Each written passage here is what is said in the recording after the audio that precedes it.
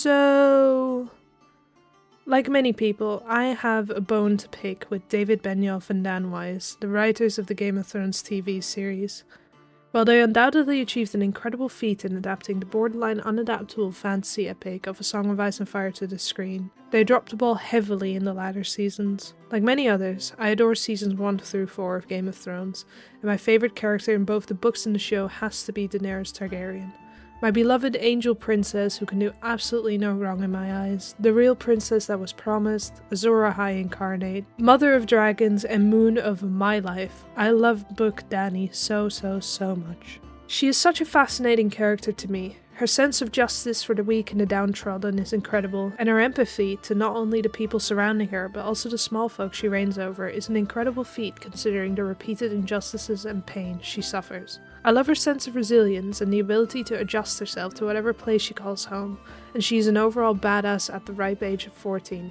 Oh, and dragons are cool as fuck. But I will never forgive David and Dan for how they butchered her in the show.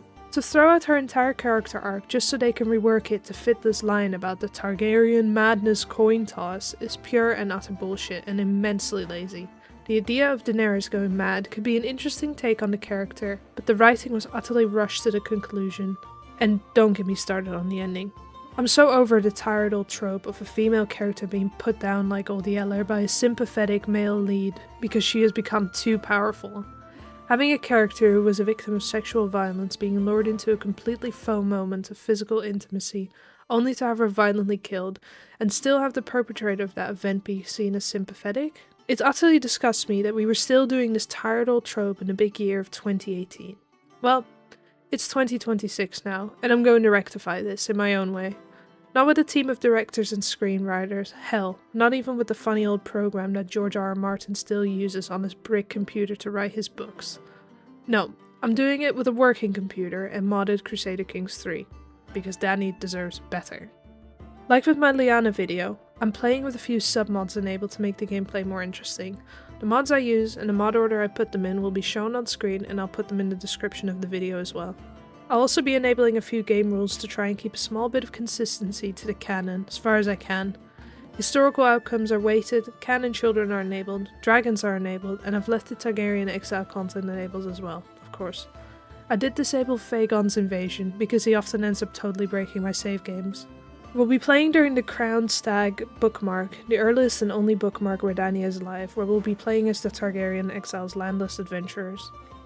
Now, CK3 AGOT has special content for playing as the exiled Targaryens. I actually did a few test runs of this run, mostly because I kept getting absolutely wrecked by the game. Since the Targaryens are in a house feud with the Baratheons, Robert Baratheon's AI had a penchant for doing murder schemes on any Targaryen that was alive. That's not just Bobby Baratheon, by the way. I noticed it happening frequently with house feuds. I played as a Blackwood woman with my fiancé during a multiplayer game once and got murdered by the leader of House Bracken. So my first and second attempted runs ended up with me getting murdered.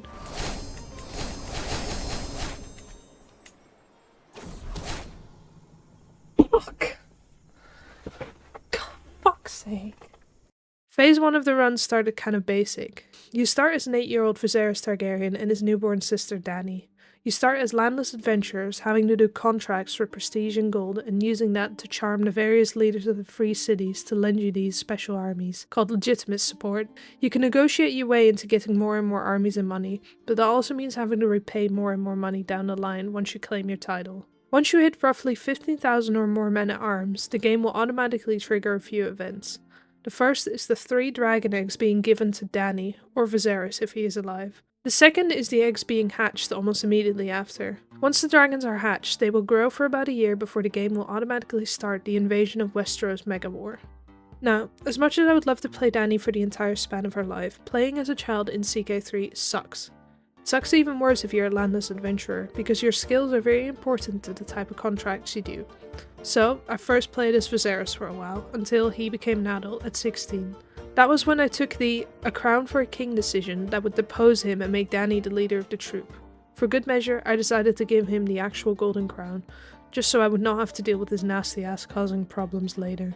Most of this portion of the run was just me doing basic landless adventurer stuff, completing contracts, negotiating armies, and moving my camp from place to place to get even more men at arms. I even decided to move my camp to 2 spots at the very border of the map to trigger 2 dragon lore events, which I would need in the future. You know the drill. Give money to a magister to make him like me, get the max amount of armies I can, do a few contracts to get my prestige up, move the camp, and repeat the whole spiel. On the way to that goal, I tried making Dany as good a person as the game allowed me to. I picked up some of the best traits for a monarch to have whenever I got the prompt to do so. Dany ended up diligent, impatient, ambitious, and just, a lineup I was quite happy with. This went on for some time, and before I knew it, I had the required men to trigger the dragon egg gifting event. Illyrium Apathis gave me 3 eggs, and Dany hatched them with ease.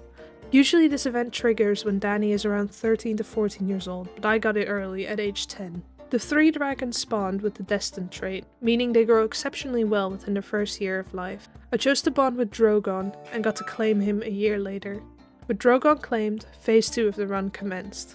The Targaryen Restoration War against Robert Baratheon the Usurper.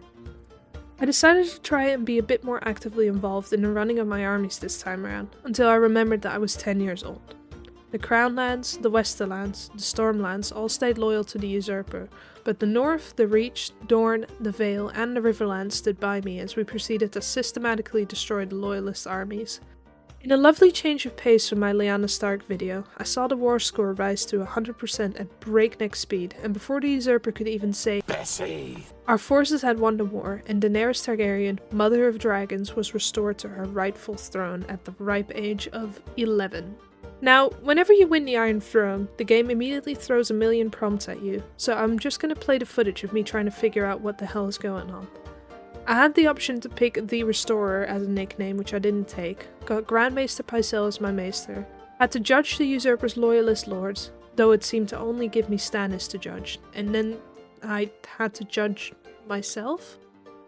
Apparently I was one of the people on trial, which was a extremely funny visual. It be your own damn self. I gave my goat Stannis mercy, though I did take a hostage from him in his eldest daughter. I imprisoned the Kingsguard that had negative opinions of me, though I let Barristan Selmy stay, and the Tyrells wanted me to appoint a Tyrell Queensguard. The Ironwoods wanted some gold, and Braavos decided to raid the Iron Throne, so our armies couldn't rest yet. On the top of my screen, I still had even more housekeeping to do. I needed to pick a new council. Jon Arryn could never be allowed to rest as he became Hand of the Queen. Edmure Tully became Master of Laws. Tyrion Lannister became Master of Coin.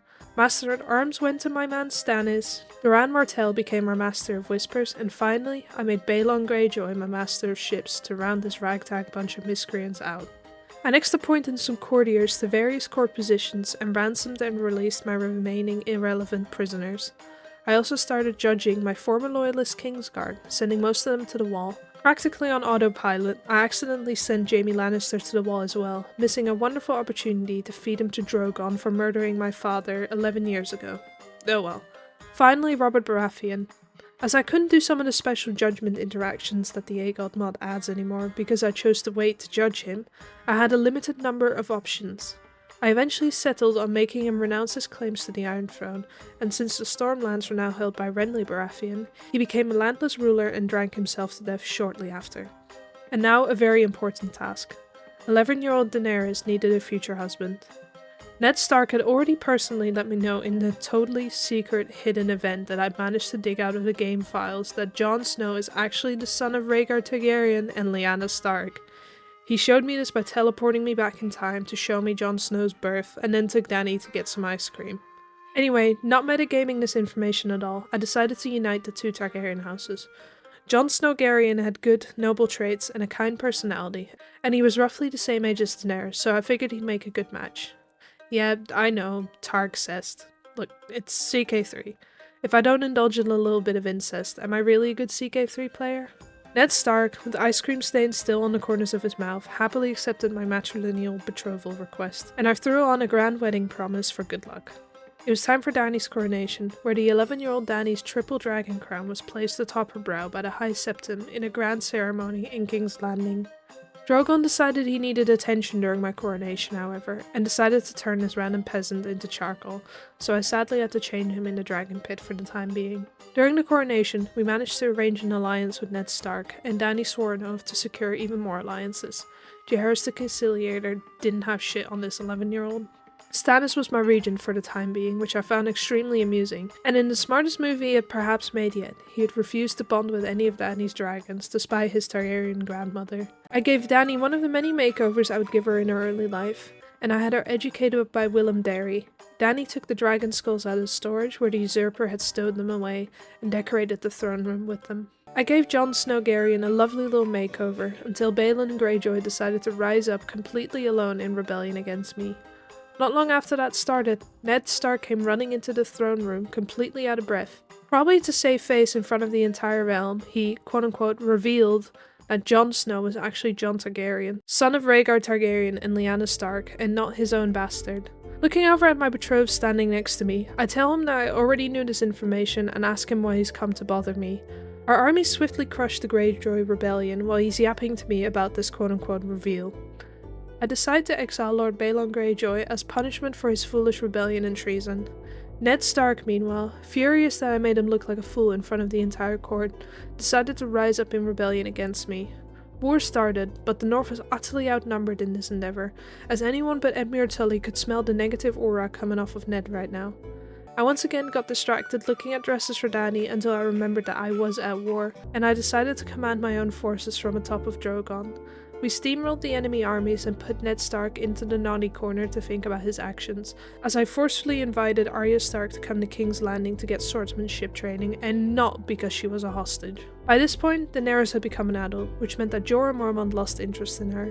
We went along with the grand wedding in the Red Keep, and Jon, looking ecstatic as ever, became Dany's soulmate. It'd almost be romantic if you ignore the incest. I gave him another makeover after the wedding, and Ned Stark tried his luck with the Jon Targaryen reveal one more time. I looked my husband in the eyes and waved him away. Shortly after, Dany found out she was pregnant with Jon's first baby, with Jon once again looking absolutely devastated about it. I don't know what his problem is. I told Jon to try and fix whatever issues he had by attempting to bond with my second dragon, Rhaegal, the one named after his bum-ass father. Since Jon had conceded his claim to the Iron Throne after Ned Stark's pointless war, I decided to legitimize Jon Snow as a true-born Targaryen. I decided to give Dany her final makeover for now, putting her in a beautiful Milanese dress in her favourite shade of light purple to honour her time in the Free Cities. She was bursting at the seams of the dress, however, and gave birth to her first baby almost immediately after. The boy, which Jon decided to name Meleese, can't imagine why he chose that name, was absolutely monstrous. His skin was covered in scales, he was blind and malformed, he smelled of sulphur and smoke, and passed before he ever got the chance to live. With tragedy comes life, however, and Dany soon fell pregnant again. Her and Jon prayed relentlessly to the mother to keep this baby safe, and their prayers were answered when a healthy, gorgeous baby girl was born a year after their deformed son. Dany had named her Visenya, after the warrior queen who fought at Aegon the Conqueror's side. For a second she considered betrothing her young daughter to secure an alliance like she had promised during her coronation, but she didn't particularly like any of the candidates. Dany decided to adopt a hunting dog and named it Varys for some reason. Dany asked permission from the High Septim to hold a holy anointment in King's Landing, and he agreed. Dany was anointed in splendour by the Seven in the Sept of Baelor as a paragon of the faith. Jon decided to convert to the faith of the Seven as well, deciding to adapt his life more and more to his wife and queen, and he managed to claim the dragon Rhaegal. For this, he became our best friend. What a lad. I got distracted by taking one of many family portraits I would end up taking, and Dany betrothed her eldest daughter to Lucan Lannister, son of Tyrion Lannister. She decided to fly out on a pilgrimage to visit all the major Dragonlore sites in Westeros, and I guess she and Jon got up to some freaky activity on Dragonback together, because she once again fell pregnant. She just managed to get back to the Red Keep quick enough for her second healthy baby to be born, a son and heir that she named Baelor. For another alliance, she decided to betroth him to Renly Baratheon's daughter, Lady Maris, for an alliance with the Stormlands. Dany also decided to take up the mantle of both the children's educations to try and shape them into dutiful heirs. At this point, the payment requests from the people that gave Dany legitimate support back in the Free Cities started pouring in. However, we ended up paying much less than expected because most of the people we negotiated with were either dead and took their debts with them, or decided to forgive our debts, which was nice. Since Baelor was now our heir, well, for now, we decided to grant him Dragonstone, a choice that I would come to regret later. You'll see. Jon could not keep his hands off of Dany, because before Baelor was even a year old, she was pregnant again. Baby number 3 followed shortly after, a girl. Jon wanted to name her Daenerys, but Dany decided to overrule him and name her daughter Helaena instead. She did let Jon take up the mantle of Helena's education, however. I gave Visenya another makeover, and decided to send some men on an expedition to Old Valyria to try and find a dragon egg. So, a force of men were sent out for Old Valyria. They somehow managed to return unharmed, and they presented a stunning opal-coloured dragon egg to Dany, which she gave to Baelor to cradle with. Don't worry, Visenya wasn't being left out. She was getting too old to cradle with an egg, so she was given the opportunity to bond with Viserion, Dany's third dragon, instead. Baelor hatched his egg, and the white baby dragon was named Sky Dancer. Dany fell pregnant again, and was ecstatic to bring another bouncing baby into the world. But her joy was soon turned into abject horror as her child was born early, deformed and monstrous like the first boy, Meleys. Devastated, she named the baby Elena. This fifth and very traumatic birth had scarred Dany's body, and she was unable to bear any more children from this day on. To distract themselves from this horrible tragedy, the Queen and King decided to set out and arrange a betrothal for their youngest daughter Helaena, and the Lord of Tarth and his wife, Myrcella Baratheon, offered their baby son up. The offer was accepted, and Helaena was betrothed to Aemon of Tarth, becoming the future Lady of Tarth. As time passed on, I decided to have a look at an earlier idea of mine. Back in the Lyanna Stark video, I briefly toyed with the idea of reforming the faith of the old gods and Northman culture to accept equal gender laws doctrine, but I realized it wasn't feasible. This time, however, Dany was the queen, and a big religious figurehead of the Seven. It'd been a while since Dany had felt the bespoke Targaryen fire in her stomach, but realizing that she might be able to bring equal inheritance to Westeros, she set her eyes on a mission. She was going to make society a better place, and prevent something like the Dance of the Dragons from ever happening again. But first, I was going to need an absolute metric ton of piety for it, so I decided it was time to get on a pilgrimage grind set to get enough piety to be able to diverge the faith of the Seven and bring more equal rights for women into it. Forming the High Valyrian culture was easy enough, as Dany was its culture head. We sowed the seeds for establishing the equal culture tradition, which was going to take a few years. I took a break from pilgrimages to give my children a bit of a makeover, and after amassing a metric ton of piety and becoming a paragon of virtue, I decided to create a new branch of the Faith of the Seven, creatively named the New Faith of the Seven.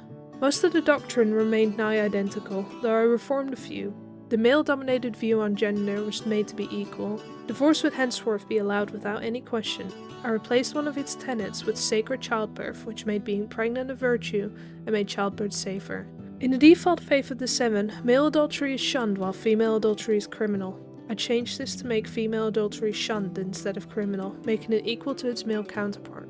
I finally chose the names. I got the adjectives wrong though, so it looked a bit funny on my character view and I couldn't change it, but didn't matter too much. I reformed the new, modern faith of the Seven, and almost all of my Crown Lands vassals joined me, save 2. Westeros was now on its way to gender equality. The equal gender inheritance law was now automatically passed, which meant that women and men were now equal in the line of inheritance for their parents' titles. Not only that, women were now allowed to be knights and squires. 11-year-old Visenya had now overtaken her younger brother Baelor in the line of succession, so I got to work. I took the mantle of her education up myself, and tried to see if I could take Dragonstone from Baelor, but since I'd allied with him, I couldn't revoke his title. I'd like to think Visenya was resentful for not being granted Dragonstone, because she turned out to be quite a difficult child. With Visenya now being first in line to the Iron Throne, her patrilineal betrothal to Tyrion Lannister's son had to be broken, otherwise the Targaryen dynasty would be replaced by House Lannister. Tyrion refused to let her marry his son matrilineally though, so I went looking for a future king consort of Westeros elsewhere. I started eyeing up House Blackwood, one of my favourite houses in the Song of Ice and Fire. I was conflicted between 2 candidates, but ended up taking the one with the highest potential to be a decent human being, the middle of the 3 Blackwood brothers, named Hoster.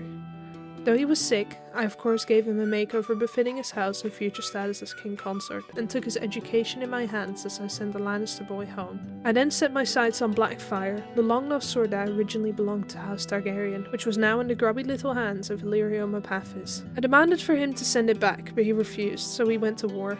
However, he somehow decided to invalidate the war, so it was cancelled. So, with our tail tucked between our legs, we made our boats do a 180 turn and returned to Westeros. To distract myself from that embarrassment, I decided to take a lovely family portrait and give the kids some new looks. Visenya had a rebellious streak about her and refused to marry Hoster Blackwood. I agreed that she didn't have to marry the Blackwood boy, but she will marry down the line. The betrothal to Hoster Blackwood was broken, but losing out on a royal marriage infuriated House Blackwood and they started a house feud with us. I tried appeasing Lord Blackwood, but he was having none of it. I went to see about finding another candidate for Visenya. I looked at the Velaryons for eligible bachelors, and decided to try again with House Blackwood, but none of them were particularly noteworthy to me, so I set my sights on something else. I looked at an old friend, Lucan Lannister, Tyrion's son that Visenya was betrothed to before, but by now he was refusing to marry because he was training to be a Queensguard. In honor of his allegiance to House Targaryen and dedication to being a Queensguard, I invited him to come take his vows in the capital, which he happily accepted. I eventually set my eyes on a sweet red wine lad named Paxter. His father agreed to the betrothal, and for once, Visenya wasn't given any pushback, so I betrothed the two. I gave him a makeover befitting his future king consort status, and took his education into my hands. I had Jon take Visenya and Baelor on as squires. I then proceeded to do what I do best, and gave the Tarf boy I betrothed my youngest Helaena to a makeover. Right after, Helaena managed to hatch a green dragon egg, and I named it Vhagal. Found out that the wife of Lord Stokeworth was sleeping with Tyrion Lannister and had a bastard with him, with the most anticlimactic reveal of all time. Visenya and her red wine betrothed soon came of age, and the family gathered for the grand wedding. The groom's father sadly died during the wedding, hogging all the attention away from the happy couple. Dany's son Baelor was the first of her children to have a grandchild, and Visenya gave birth to a son and heir not long after, named Valar. Dany decided to take up the mantle of Valar's education, preparing him to be a dutiful future king of Westeros. To get the alliance with the Westerlands back up, I betrothed Valar to one of Tyrion Lannister's other kids, making her the future queen consort, and Dany got the Targaryen bloodline consecrated to get even more favour with the Seven. Helaena Targaryen married Aemon of Tarth and set off for her new life in the Sapphire Isles. From here on, life started to become routine for Queen Daenerys. A feast here, a hunt there, another grandchild. I broke the monotony by making Daenerys her own little custom house sigil with a three-headed dragon in the colour of her own three dragons, clawing at a snowflake to resemble Jon. After Illyrio Mopathis died, I wanted to try and give attaining Blackfire another go, so we declared a second artifact war against the Printoshi merchant's son. This time, we easily steamrolled him with the combined forces of the Crown's armies and finally got Blackfire back into its rightful hands. I betrothed some of my grandchildren to each other to keep the Tarxes going. To potentially try and solve our feud with House Blackwood, I invited Lord Bastian Blackwood to my small council as Master of Whispers, but even this did not satiate the man. The rest of the run went smoothly, no vassals rose up against my rule, and the family kept the infighting to a minimum. However, tragedy struck as Jon Snowgarian died at age 58, and Dany was left to live on without her best friend, husband, father of her children, and soulmate at her side. She bravely chose to soldier on for the sake of the children, but was immensely heartbroken.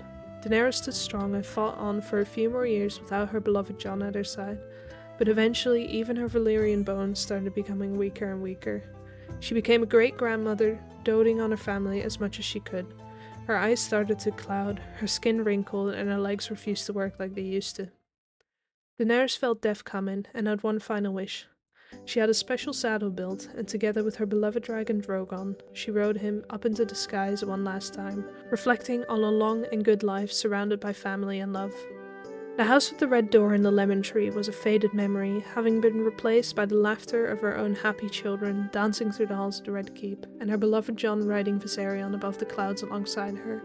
The misery of her childhood spent begging and doing odd jobs in Essos were not important anymore, as she had set out to do what she always wanted to do. She made Westeros, her homeland, a better and more equal place for her offspring. And isn't that what it's all about? Daenerys Targaryen died in the year 351 AC, at the age of 66, though many had suspected she'd merely given up already at that point, looking forward to seeing her beloved Jon and two lost babies again. Her eldest daughter, Visenya, took the throne and was crowned Queen Visenya of the Iron Throne, first of her name, Queen of the Andals, the Rhoynar and the First Men, and Protectress of the Realm. She could not have made her beloved mother more proud. Second video, there we go. I can do the whole uploading thing. This upload being so quick after the previous one will in no way be consistent to my regular upload schedule. I happen to be off work for most of this week, and I've been suffering from some technical issues, leaving me without internet for most of the day, so I had nothing to do except record, write, and edit CK3 videos. I have a few people to thank this time around. First and foremost, I got a bunch of lovely comments on my first video, and it meant the world to me seeing such lovely feedback. A few people were asking me to do a Daenerys video, so here you go. This one's for you. I have a few more ideas on the back burner that I will be rolling out, but my upload schedule will slow down a bit after this weekend. I have some exciting ideas for future videos, so keep watching if you want to see me continue girlbossing these female Song of Ice and Fire characters. Peace.